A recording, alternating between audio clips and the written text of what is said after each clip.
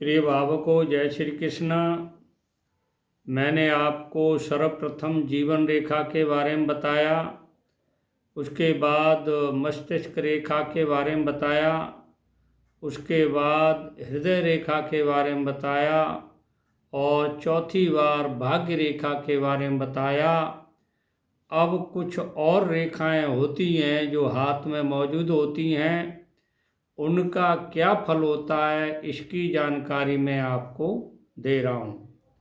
तो देखिए, हाथ में केवल जीवन रेखा हो, जीवन रेखा, और ये सूर्य पर्वत से ये रेखा निकली है, इसको सूर्य रेखा कहते हैं। यहाँ सूर्य पर्वत से निकले और यहाँ आकर के जीवन रेखा में मिल जाए, एकदम सीधी कटी फटी नहीं हो, तो ऐसा व्यक्ति लंबी आयु का होता है, नेता होता है और सीमित कार्य करता है। अगर इसमें ये उंगलियां हैं, ये कोई उंगली टेढ़ी है, थोड़ी सी टेढ़ी है, सही सीधी नहीं है, तो ऊपर के जो लंबी आयु, नेता और सीमित कार्य, तो इनमें कुछ कमी आती है। लंबी उम्र में थोड़ी कमी आती है, उंगलियां टेढ़ी होती हैं तो, और नेता भी नहीं बन सकता और कार्य भी सीमित ही असीमित रहेंगे, ठीक है ना। तो इस तरह से और कोई रेखा नहीं हो, भाग्य रेखा नहीं हो, हृदय रेखा नहीं हो, मस्तिष्क रेखा नहीं हो, तो ये इस तरह का कार्य सूर्य रेखा के कारण हाथ में होने से होता है। अब देखिए दूसरा,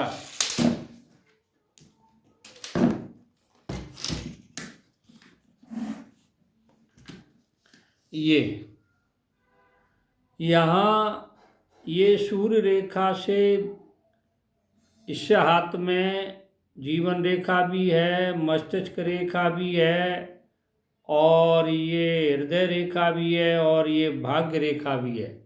जिसके हाथ में चारों रेखाएं हों और फिर ये सूर्य पर्वत से निकलने वाली रेखा ये कटी फटी है, यहाँ से कट गई, यहाँ से कट गई, ठीक है ना। यानी ये रेखा आपके टूटी हुई है, इसको टूटी हुई कहते हैं, ठीक है ना।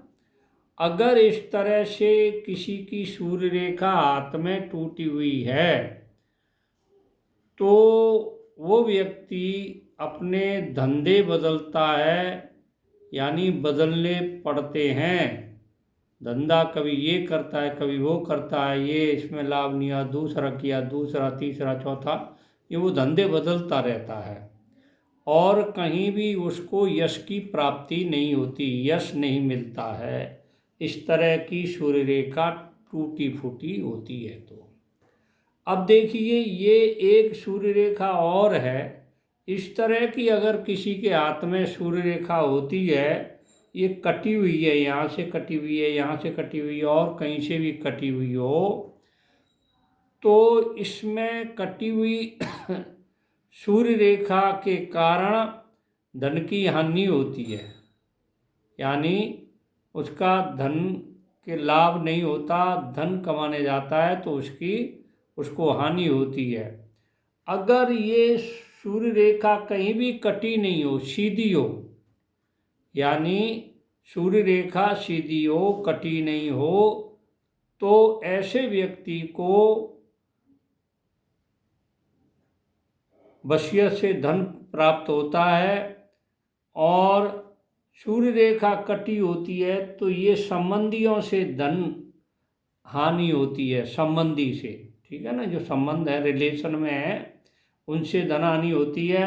अगर ये सूर्य रेखा कटी नहीं हो तो उसको वसीयत से धन प्राप्त होता है। यानी अब मैं अन्य रेखाओं के बारे में बता रहा हूँ, तो आपको ये थोड़ी समझ में आ रही होगी बात, तो मेरे चैनल को सब्सक्राइब करिए, लाइक करिए, शेयर करिए। जो हमेशा से देख रहे हैं वो देखते रहें और लाइक करें, शेयर करें। तो देखिए, आपको अच्छी से अच्छी जानकारी मैं देता रहूँगा। जय श्री कृष्ण।